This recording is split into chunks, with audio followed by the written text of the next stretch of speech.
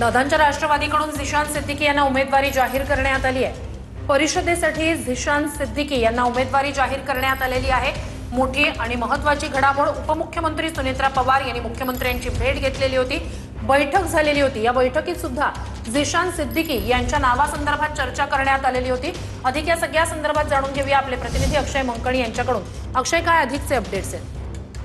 खरं तर राष्ट्रवादी काँग्रेस पक्षाकडे विधान परिषदेची एक जागा आहे आणि या एक जागेवरती कोणाची वर्णी लागणार हे सगळ्यात महत्त्वाचं होतं, कारण की जवळपास पक्षामधनं 70 ते 75 जण इच्छुक होते आणि वारंवार हे सर्वच इच्छुक जण जे आहेत ते उपमुख्यमंत्री सुनेत्रा पवार, ज्या पक्षाच्या राष्ट्रीय अध्यक्ष आहेत राष्ट्रवादी काँग्रेसच्या, त्यांची सातत्यानं भेट सुद्धा घेत होते। परंतु अखेरीस आता राष्ट्रवादी काँग्रेस पक्षाचं झिशान सिद्दीकी यांच्या नावावरती एकमत झालेलं आहे आणि झिशान सिद्दीकी हे विधान परिषदेचे राष्ट्रवादी काँग्रेस पक्षाकडनं अधिकृत एकमेव उमेदवार असणार असल्याची माहिती जी आहे ते राष्ट्रवादी काँग्रेस पक्षाकडनं देण्यात आलेली असल्याचं पाहायला मिळतं। थोड्याच वेळात अर्थात 10 ते 11च्या दरम्यान विधान भवनामध्ये झिशान सिद्दीकी हे आपला उमेदवारी अर्ज भरण्याकरता त्या ठिकाणी उपस्थित असतील। सोबतच राष्ट्रवादी काँग्रेस पक्षाचे राष्ट्रीय अध्यक्ष उपमुख्यमंत्री सुनेत्रा पवार, प्रफुल्ल पटेल, सुनील तटकरे आणि इतर राष्ट्रवादी काँग्रेस पक्षाचे महत्त्वाचे नेते मंडळी जे आहेत ते या फॉर्म भरण्याच्या प्रक्रियेला विधान भवनात उपस्थित राहणार असल्याची माहिती मिळते। परंतु पक्षामध्ये मोठी एक फळी होती, अर्थात 70 ते 75 जणांकडनं सातत्यानं या विधान परिषदेच्या एका तिकिटीकरता मागणी करण्यात होते। त्यामुळे आता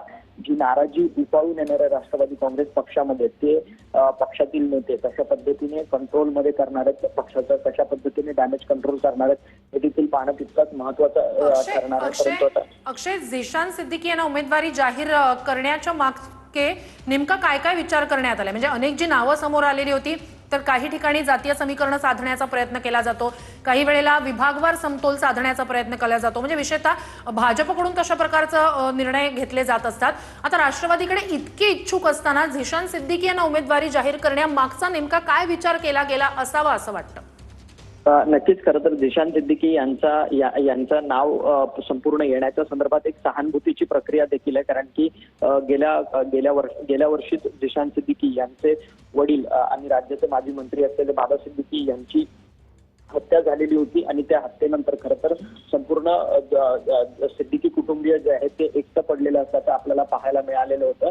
आणि झिशान सिद्दीकी यांनी ऐन विधानसभेच्या निवडणुकीला राष्ट्रवादी काँग्रेस पक्षाकडनं विधानसभेची निवडणूक लढवलेली होती आणि त्याचमुळे खरं तर सिद्दीकी कुटुंबाला धीर देण्याकरता हा संपूर्ण निर्णय जो आहे तो राष्ट्रवादी काँग्रेस पक्षाकडनं घेतलेला असल्याचं पाहायला मिळतं। आणि त्याचसोबतच झिशान सिद्दीकी नक्कीच अक्षय, नक्कीच अक्षय, अपडेट्स घेत राहू। तुर्तास धन्यवाद। राष्ट्रवादीकडून झिशान सिद्दीकी यांना उमेदवारी जाहीर करण्यात आली आहे।